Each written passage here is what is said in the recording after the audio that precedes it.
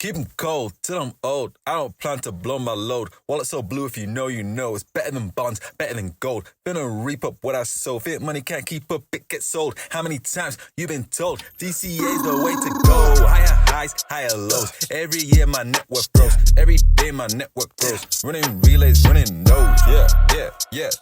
Dollar a day's a minimum. Stats, zap sats. Any fear I get, flipping 'em.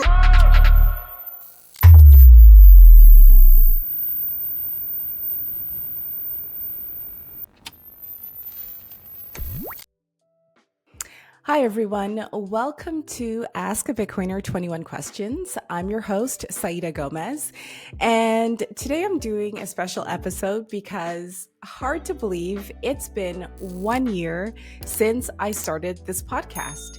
April 17th, 2024 is when I uploaded or when I started the YouTube channel and launched this silly, goofy, crazy Saida idea of asking Bitcoiners 21 questions. And to my great surprise, and I have deep gratitude to all the plebs who've been on the podcast and the plebs who are helping me behind the scenes. This podcast has been on for 1 year. So I thought I'd do just, I guess, a special mini tribute episode to say thank you to everyone. And yeah, thank you for all of the encouragement along the way. So far in 1 year, I've put out 50 episodes. I've had about 47 guests on the podcast, plebs from all over the world. I think about 20 countries are represented. I've received a few thousand sats boosted and zapped to me. I've had over 20,000 views, which is, I know it's small for big channels. It's not a big deal, but for me, it's a huge deal. About more than 20,000 views on YouTube, streaming platforms, Fountain, X as well. And I've actually had 2 copycats, which is kind of crazy, unexpected. And again, I'm grateful to the plebs out there who saw them and who contacted me to say, hey, someone else has sort of copy pasted your idea. It is flattering. I think, like with anyone who sees something like that, your ego takes a little blow where you're like, hey, that's my idea. But I mean, it's the internet. People can do as they like, but a bit of acknowledgement would be nice from time to time. But anyways, so I thought I would actually pull up the first episode that I did with Jeremy Garcia of Satoshi's Journal. When I started this, I was like, okay, maybe this idea is really silly. Will I get anyone to come on the podcast and answer 21 questions? Or is this one of your things that, you know, one of those ideas that kind of works well in your brain, but you don't know how it'll actually be operationalized? And so, you know, I reached out to Jeremy and he said yes. And then after Master Bontai came on and just a steady stream of plebs started to come on the podcast, I didn't really know what I was doing. I still don't. My branding was not there at all. And I'm going to mention the person who really helped me and who is helping me with branding a bit later on in the podcast. But to mark the 1 year anniversary, I'm going to open YouTube and go to the first recording I did with Jeremy from Satoshi's Journal. So share screen, YouTube, share. Let's see here. Hopefully it's working properly. View inside Riverside. And no, that doesn't work. View YouTube tab, and here we go. I'm gonna watch it. 67 views. To record the consensus of. I haven't seen it. Whoa. Oh my gosh! Just to start out, I look kind of like serious in that. Wow, look at that! Just a question mark with a B. I went into Canva and I just said, "Hey, 21 questions? Question mark B." This is something that I'm really figuring out as I go along. So let's take a look and see what it says. Volume down. Clap. Hi, Jeremy. How are you? Good morning. I'm doing just fine. Out yourself. I'm good, thank you. Welcome to Ask a Bitcoiner 21 Questions. So before we get started, can you introduce yourself to the audience? I don't look as So your tired. name, social media handle, and what you do in the Bitcoin space? Yeah, Jeremy, Jeremy Garcia. I'm not an anon, and I run Satoshi's Journal. My personal Twitter handle is at Jeremican5445, and my the company Bitcoin company Satoshi's Journal is at Satoshi's Journal, and we do Bitcoin education and news, and we try to post as much as possible about what's happening in Bitcoin, and then we focus on people's Bitcoin stories. Yeah. So that's what kind of makes us different from other Back in the day, Bitcoin the Bitcoin day, media I actually companies, I guess, is collaborated with, focusing on let me pause trying this, to find. with Satoshi's Journal, which is how I met Jeremy. It didn't quite work out for various reasons, nothing to do with Jeremy at all. He's a fantastic, fantastic guy.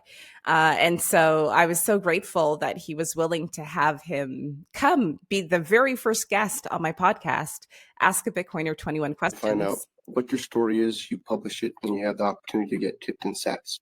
So that's what I do in the Bitcoin world.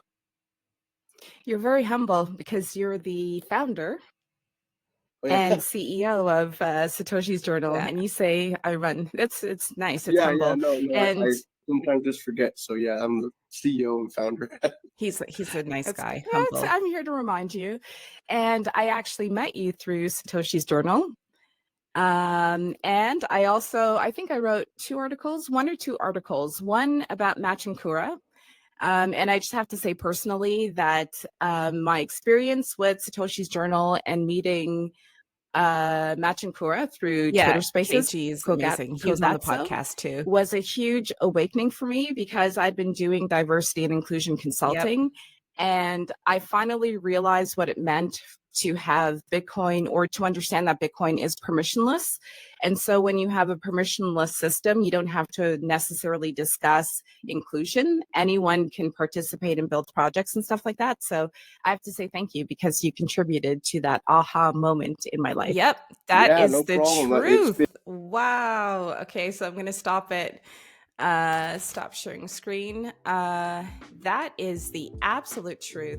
See, okay, so I'm supposed to be talking about my 1 year anniversary here, and I have an outline so I don't stray too much, but I am just so grateful to, firstly, it's going to sound like a Snoop moment, but to myself, to actually, go through things and experience things for myself and try things so I can verify.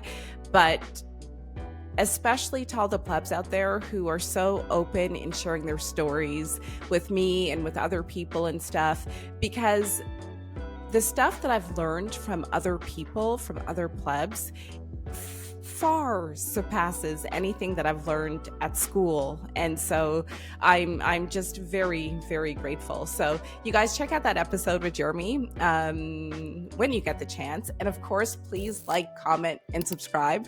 I was so uncomfortable saying that kind of thing initially because it feels weird, but I realized that it's something that needs to be done. So I'm practicing the art of saying and asking for things. But so as you saw in the first episode, like I just had a question mark with a B at the bottom, and I still know very little about fonts and branding and stuff. But this is where I guess one of the most amazing things has happened to me on this journey, and that is the Orange Manufacturing Group.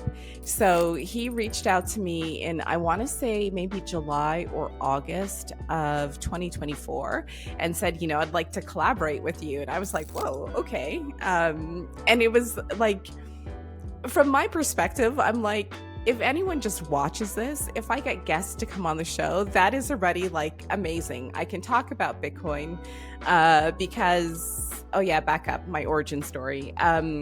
So I was organizing meetups at the Bitcoin meetup here in Geneva, Switzerland, first Wednesday of the month, Wednesday evening. And because my husband travels a lot, and it's going to sound weird, but we both have extracurricular activities in the evening. And my parents are still in Canada. His parents are in Normandy in France. Childcare is a big deal. And getting a babysitter, especially here where the rates are higher than I think in many countries, getting a babysitter every month and just juggling a very hectic schedule became a lot. And so I had to make choices. So after a year, I stopped organizing the meetup here in Geneva. And so I was going through, like, I guess a bit of withdrawal because, again, childcare is a big deal. I can't travel a lot. So I thought, I really need to, bite the bullet, put my pride to the side, and just start a podcast and try to do this consistently and regularly. And it's okay if people laugh at you. It's okay if no one comes, but just get out there and do it, because it's an opportunity for me to keep abreast of the rapid changes that are happening in the Bitcoin space. There's so much to keep up with now. And also, it's my opportunity to talk about Bitcoin because my husband does not want to hear it anymore. Friends in real life don't want to hear it. And so it's such a great way to speak about Bitcoin and to network and to meet people. So that is why I started the podcast. And then I thought, there's so many Bitcoin podcasts out there. How will I ever differentiate myself? And I still listen to hip hop. I listened to hip hop back in the day, and I thought of 50 Cent, 21 Questions. And I'm like, hey, I don't think anyone else is doing this. So I'm not biting anyone's style. No judgment to people who do, but I don't feel comfortable with it. I know that Gigi has his book 21 Lessons, and I thought, hey, maybe that could be a clever take. And so the idea was just born, and everything is just building on a daily, weekly, monthly basis from that idea. And so when the Orange Manufacturing Group reached out to me and said that he was interested in collaborating, I was like, hell yeah, And I don't know if you can see this beautiful sign in the background. He produced this for me. Oh, so firstly, he walked me through the brand vision, what I want to accomplish, a full, I think it was a 5-step program. And I remember that he gave me everything. I had to go to Paris. I was on the train. It's a 4-hour train ride from Geneva to Paris. And so on the train, I was like, no X, no Noster, no listening to podcasts. Just take this list, take a pen and a piece of paper, and just write things down. What do I want to convey with this brand? What message do I want to communicate? How do I want people to feel? Obviously, I had answers that aren't exactly what it is today, because you never know in the beginning. But I do know that I wanted this to be a playful experience, a place where people, Bitcoiners, and even no coiners, if you guys are interested, reach out, but where people can come on and feel comfortable and relaxed to be themselves, to tell their stories, and also a little bit competitive. I grew up playing basketball. My fingers are mangled because this, especially my baby finger, I've jammed it so many times, but I still have a pretty competitive spirit in me. And so the game aspect of it, beat the timer. I think initially it was 21 questions, but that you could see ahead of time, but I swapped out one question for a surprise question. And now it's beat the timer. Can you do this? 21 questions, 10 minutes. And then I think 2 episodes ago, or last episode with Hodl Harry, who I'm rooting for, I added a difficulty adjustment, let's live zap and live boost and see how easy it is to do this, but yeah, that's the spirit that I really wanted to convey. And then for the full interviews, I noticed that guests have a lot to say. And so I decided to separate things into 21 questions in 10 minutes, and then a full interview where we can take a deep dive in whatever subject or area of expertise that the guest wants to discuss. And so Orange Manufacturing Group gave me the outline for the brand and how to develop things and stuff. And then I went to an external graphic designer.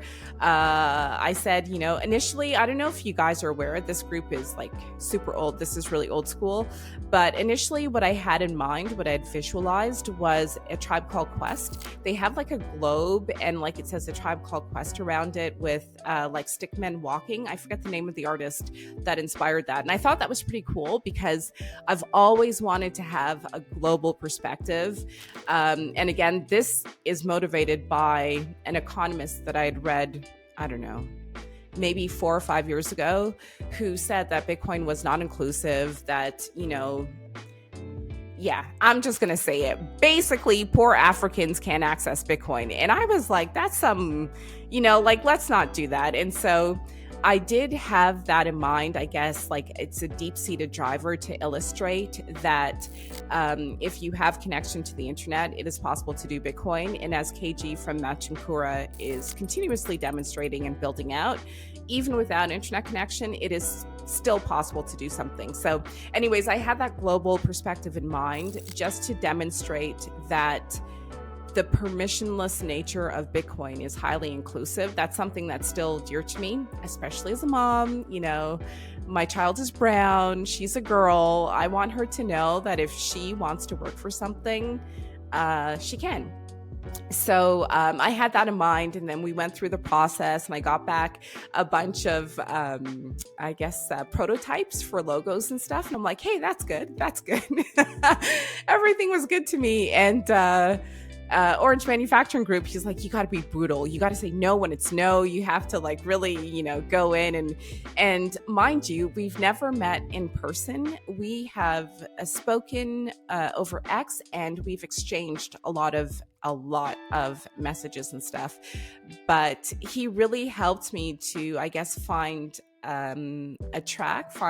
my lane, so to speak.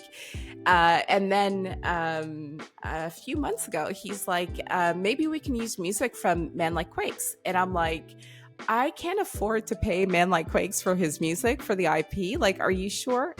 There's something in the background. That was weird. I saw a shadow.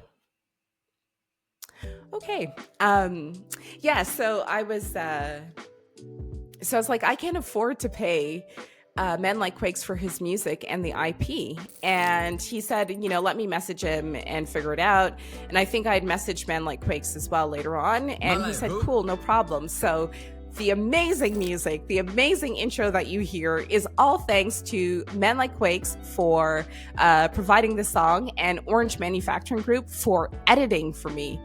This is the other thing. When I started this podcast, I had no idea that editing is real. Editing is like, it's so much of the work. Initially, with Riverside, that's the software I use to record.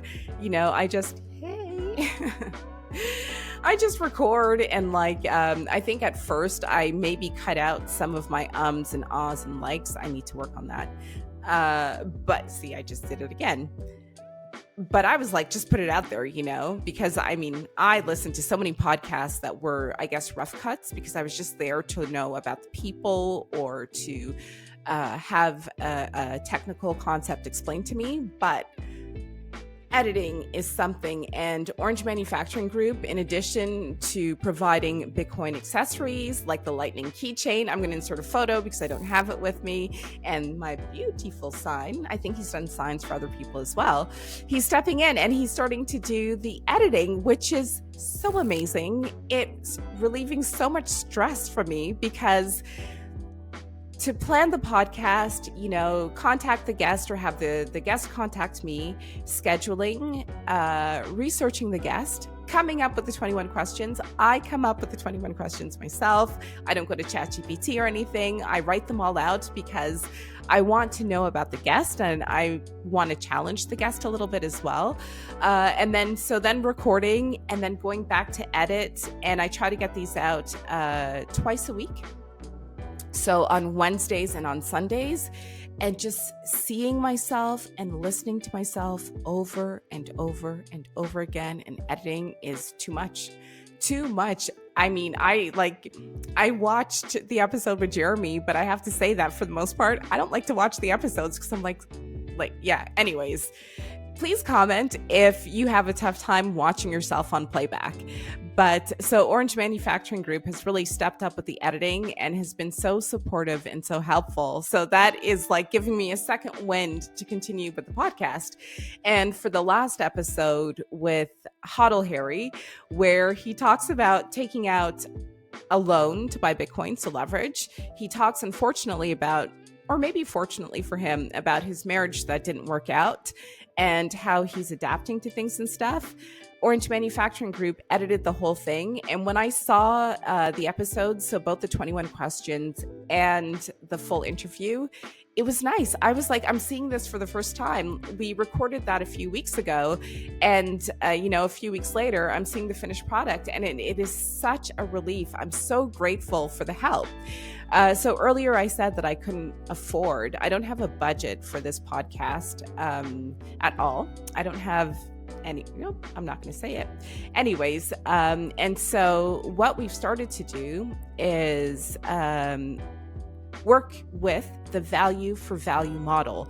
And this is another huge bonus and amazing experience that I'm gaining from this podcast, which is understanding how splits work. So hold on, I'm just going to sip some water.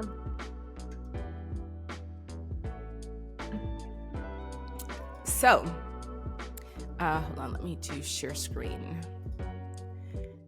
So splits are basically, if you are in the creative space and not necessarily an artist, of course, if you compose music, if you're doing anything with graphics, anything, or even if you have another podcast and it's technical, it's not necessarily creative, I highly recommend looking at value for value platforms like Fountain or Wavelake. So I'm going to show you.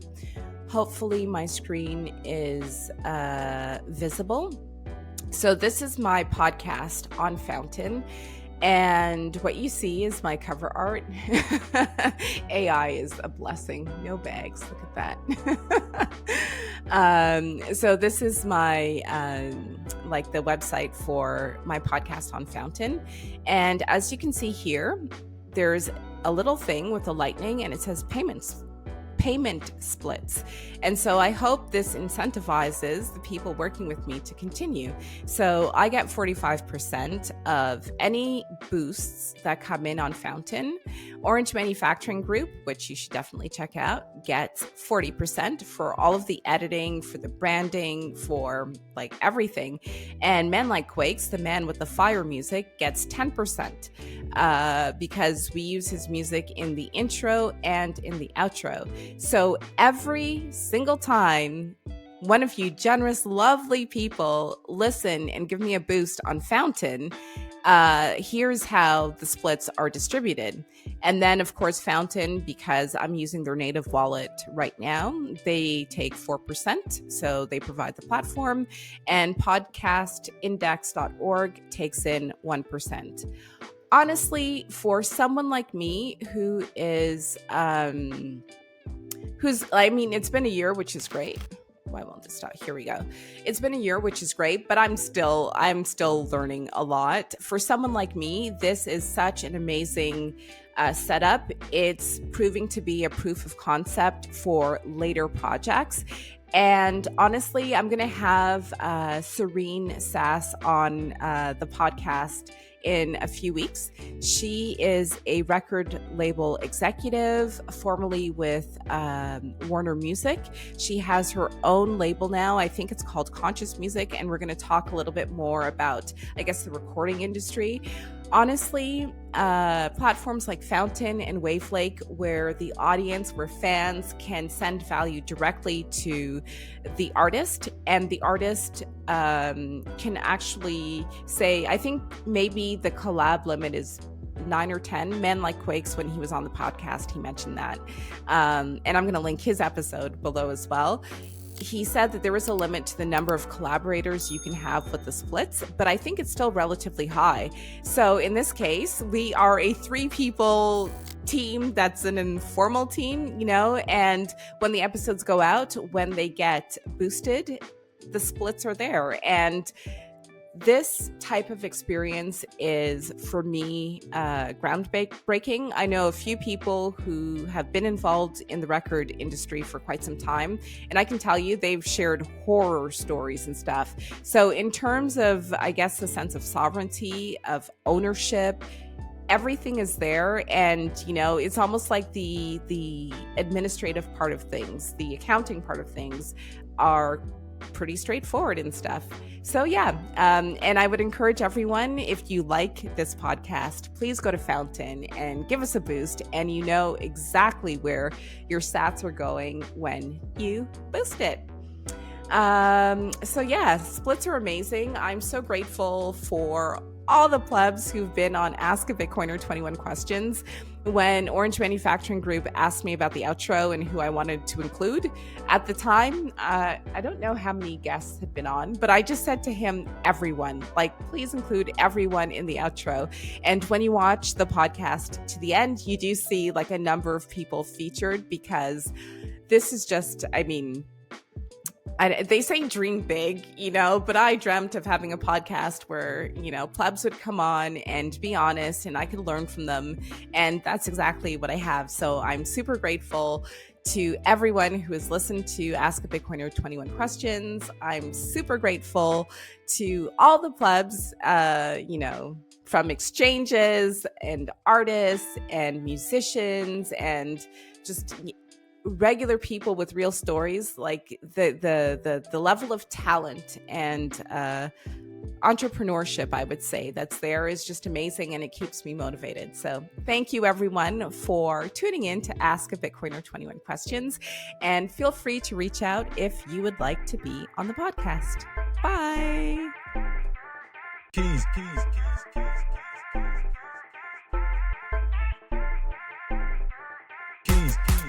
Yeah. Man like quakes. Man like who? Yeah.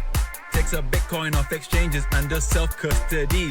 She runs her own node, providing liquidity. Yeah, she got her own keys. She got her own keys. She got her own keys. Yeah, she got her own keys. She got her own keys. She got her own keys. She got her own keys. She got her own keys. Yeah, she got her own keys.